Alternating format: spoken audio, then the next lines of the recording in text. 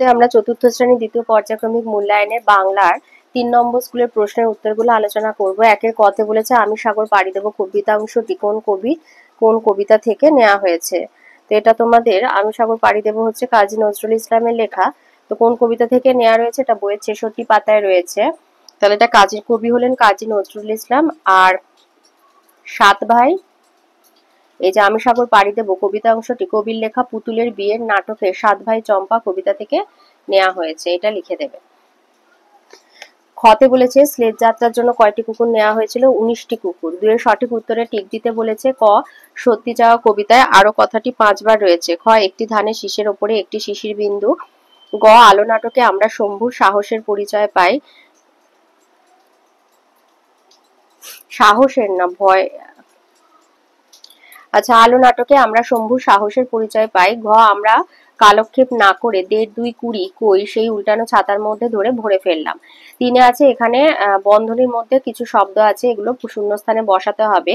তো এখানে আছে ন্যাড়া, মা, রক্ষাকর্তা, মধু আর ডায়ারিও। তো কতে হবে তুমি যদি সত্যি আমার জন্য রক্ষাকর্তা হও তুমি আমাকে আমার বাবা মা আর স্কুলের বন্ধুদের কাছে ফিরে যাওয়ার উপায় করে দিও। খ আমি হব রাজার কুমার, মা হবে রাজরানী। গ ক্যাপ্টেন স্কটকে যারা খুঁজতে গিয়েছিলেন তারা তার মৃতদেহের সঙ্গে তার ডায়েরিও পান। ঘ দেয়ালে গায়ে টুপটুপ করছে মৌচাক, পাথর বেয়ে মধু গড়াচ্ছে। উঙো তার নাকে নলো কিন্তু মাথাটা ন্যাড়া। 4 কতে বলেছে ফ্যানসা ভাত কি, ফ্যান সমেত ভাত। খ বলেছে আমার মার বাপের বাড়ি গল্পে হোসেন মামা কি কি উপহার এনেছিল, এটা আছে বইয়ের 109 পাতায়।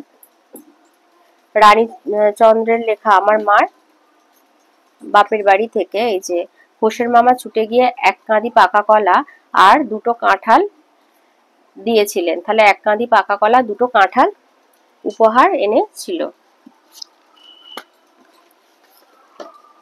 5 দিয়েছে বাক্য রচনা জঙ্গল, মৌচাক খোঁজার জন্য মৌলিরা গভীর জঙ্গলে যায়। খ গাংচিল, লঞ্চে করে যাওয়ার সময় নদীতে গাংচিল দেখা যায়। 6 দিয়েছে সন্ধি বিচ্ছেদ করো, মেঘালয় মেঘযুক্ত আলয়।